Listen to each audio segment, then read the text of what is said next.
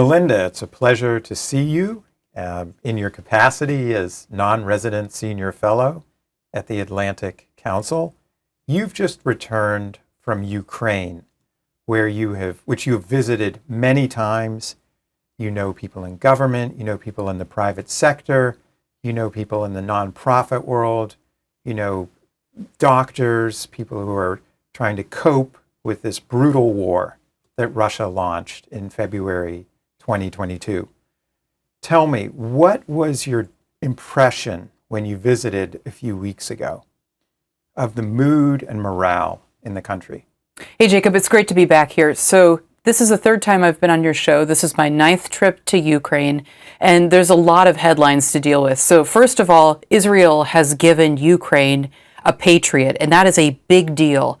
As you can see from the figures in any newspaper, Russia is slamming Ukraine. There were over 5,000 rockets and drones that hit Ukraine in the last month, in June of 2025, and that's an 800% increase from June of 24. So first of all, I think there's a bit of a good news story. The world is waking up and realizing Ukraine needs more air defense to protect its civilians. So good on Israel. And I know you have a lot of viewers there, and it was a hard choice to make. So I just want to point that out. The big news here, though, in Washington is that Donald Trump has done a complete about-face on Ukraine. He was very, very skeptical of NATO, very skeptical of Ukraine in his first 6 months in office. We saw him in June, though, at the NATO summit saying that he was going to look at giving Ukrainians more air defense. And then less than a week later, they turned off the tap. And people were sort of shocked by this.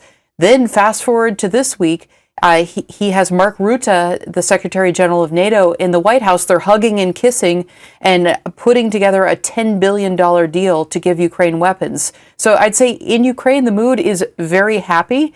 There is frustration, though, that Putin has 50 more days to come up with some kind of negotiation to agree to some kind of peace plan. The Ukrainians feel like they don't need 50 more days. Nothing is good is going to come out of that. And if at the current rate of fire, 25,000 more rockets and drones can be shot in the next 50 days. So what's the point? That's sort of the attitude from Ukraine. Did you feel that morale is better or worse than the last time you were in Ukraine? There's no change. So look, there's increasing pressure on civilians. Everywhere you go, I was in a safe part of the country this last trip. I did not go to Kiev. In the western part I was in Western Ukraine, and it's usually very, very peaceful and easy, and you can sleep through the night. This time I was woken up almost every single night. I was in Ivano-Frankivsk, which is in the mountains. It's near the Carpathian Mountains. I also went to Lviv. There were air raids in both of these cities this time. So yes, like I said, it's an 800% increase in the number of rockets and drones that Russia is sending in. Russia has acquired many more drones, and that's why we see this increase in number. It has also increased its ability to manufacture drones, right? Correct. What do you think motivated or prompted Trump to change his policy? Do you think it was, in fact, the influence of the First Lady that helped contribute? So there's something to that. Yesterday, Trump said something revealing during this long conversation in the White House. He did one of his favorite off-the-cuff moments, which I know you watch carefully. And he said, I had a beautiful conversation with Vladimir Putin, and I would go home and I would tell the First Lady, and the First Lady would look up and say, the Russians just hit another city. The Russians just hit a hospital. So the First Lady is watching the conflict. 2 of her close friends are Ukrainian or Ukrainian American. And she's from this part of the world, so you can't really surprise her. So I think the First Lady does have some influence on his decision-making. I think there are other folks that are in decision-making roles who are talking to the president, who visit Ukraine regularly and show him pictures. And President Trump doesn't like war. He sees these pictures, he sees these images, he's talked a lot about the civilians who are dying. It's really hard to ignore the images that are coming out, maternity hospitals, children that are being killed. And you see these images in the New York Post, which is a newspaper he reads. And then finally, I think this is about ego. Trump gave Putin 6 months, and he offered him multiple times, multiple deals. He blew through different deadlines. And this makes him look weak, and he can't stand it. He can't take it. It's an affront to his personal pride.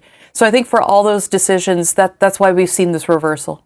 So in a sense, the so-called restrainers in the Trump administration, such as Elbridge Colby, are now on the back foot, are they not?